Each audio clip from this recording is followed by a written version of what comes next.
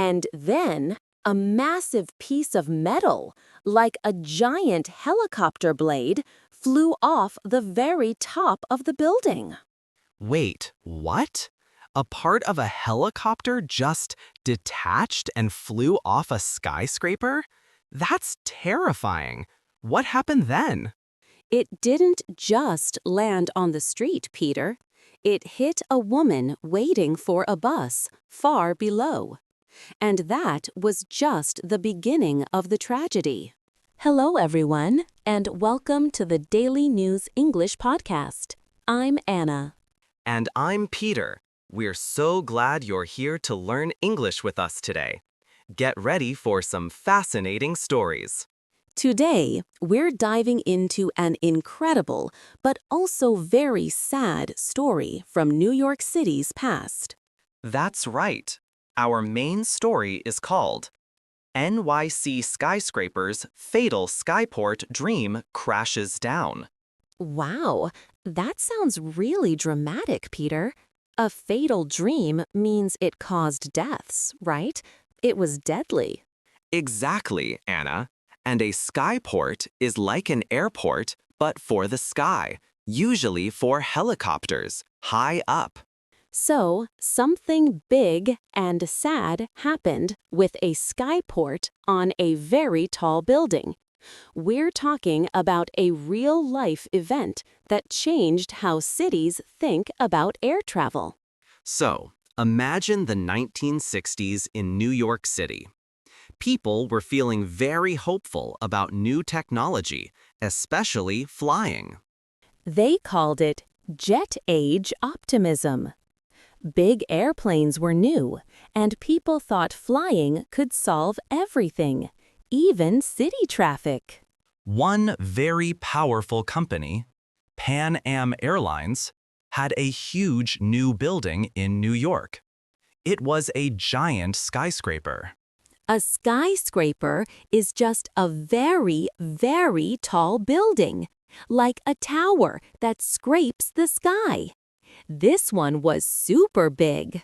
The CEO, Juan Tripp, wanted to show the company's corporate dominance. That means showing everyone how strong and important Pan Am was. Like, look how cool and powerful we are. His idea was simple but crazy. Why sit in traffic, called gridlock, on the streets? Gridlock is when so many cars are stuck that nothing can move, like a big traffic jam. Right. So he decided to put a helicopter landing pad on the roof of their 59-story skyscraper. Amazing! You could land on the roof, get off, and then go straight to their airport, bypassing all that traffic. Wow! So you could check your bags there, relax with a drink, and then just hop on a helicopter right from the roof. It sounds so fancy and futuristic. For a while, it actually worked. During a transit strike in 1966, when buses and subways stopped, 700 passengers a day used it. 700 people! That's a lot. But it wasn't perfect, was it? No, the helicopters were incredibly loud. People in nearby offices and homes complained incessantly. Incessantly means all the time, without stopping. I can imagine it would be annoying. Exactly. So, in 1968, the service had to stop because of all the noise complaints. But that wasn't the end of the story, was it? They tried again in 1977. Yes, they did. And this time, they introduced something called hot loading. Hot loading? That sounds a bit scary. What does it mean? It means the pilots kept the helicopter engines running at full power, with the giant blades still spinning, while people got on and off. Oh my goodness! So the helicopter never fully stopped? That was to save time, right? Precisely. They wanted to minimize turnaround time, make the time it spent on the ground super short, and maximize how many flights they could do. So, more flights, more money, but it sounds much more dangerous. And unfortunately, it was. On May 16, 1977, a mechanical failure happened. A mechanical failure means the machine, the helicopter, just stopped working correctly. Something broke. That's right. A part called the landing gear strut snapped. Because of the hot loading, the blades were still spinning really fast. So when the strut broke, the helicopter rolled over and those spinning blades hit the roof. What a nightmare! It was awful. 4 passengers waiting on the roof were killed by the broken blades and flying debris. Debris is like broken pieces of things, like metal and plastic, flying around after an accident. And as we mentioned in our cold open, a large piece of the blade flew off the building, hit the 39th floor, and then crashed onto the street. And tragically, it killed a woman who was just waiting for a bus below. It's truly heartbreaking. The rooftop helipad was closed forever that very day. The dream of a sky-high airport was over. It showed a big problem with safety rules at the time. They called it the Icarus paradox. The Icarus paradox is a fancy way of saying humans try to fly high, like the old Greek story of Icarus. But sometimes reality, like gravity or mechanical limits, brings us back down. It's a powerful lesson. Sometimes, even with the best intentions and big dreams, we have to remember safety first. Absolutely, Anna. And that's why we learned from history. Now is a great time to pause and check out the vocabulary for this story. Welcome back to the Vocabulary Corner.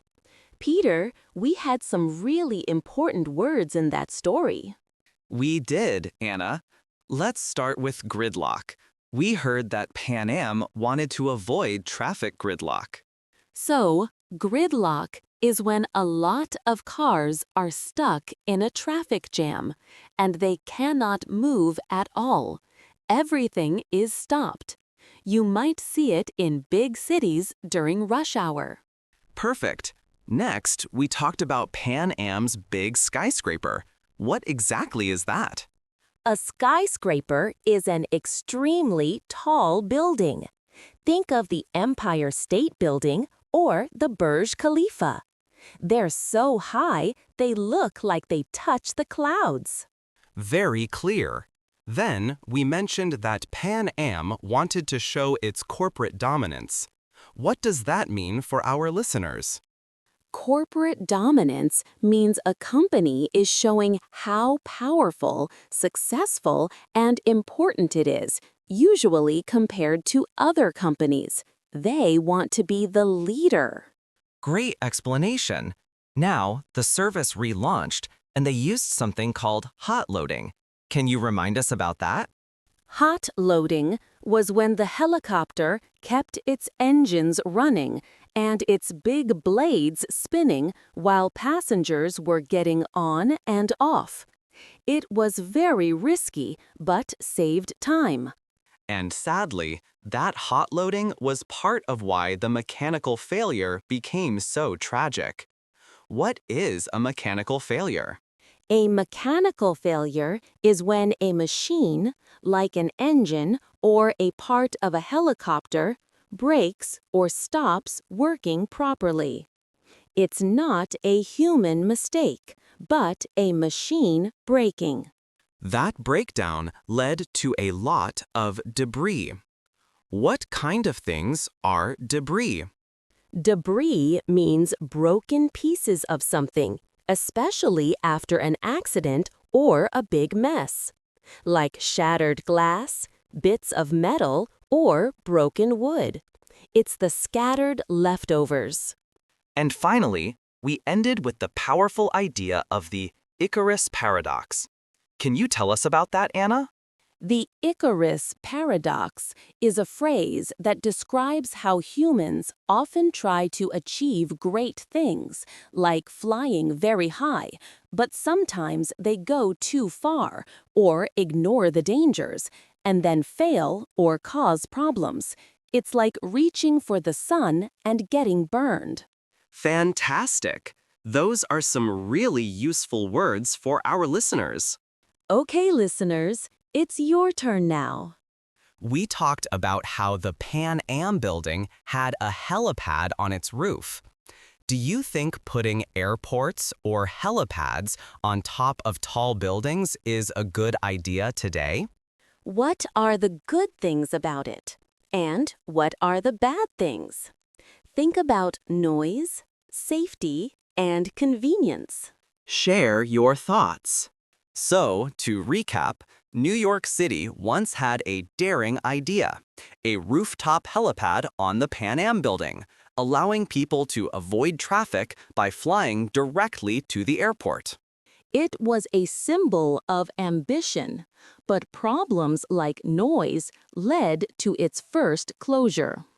When it relaunched with hot loading, a tragic mechanical failure caused a helicopter crash, killing several people on the roof and a bystander on the street. This sad event permanently closed the helipad and taught us important lessons about safety and the limits of human ambition, reminding us of the Icarus paradox. What a powerful story to remember. Thank you for joining us today on the Daily News English podcast. We hope you learned some new words and enjoyed our discussion. Please like this episode, subscribe to our channel, and leave a comment below with your thoughts on today's story. We love hearing from you. Until next time, keep learning and stay curious. Bye, everyone.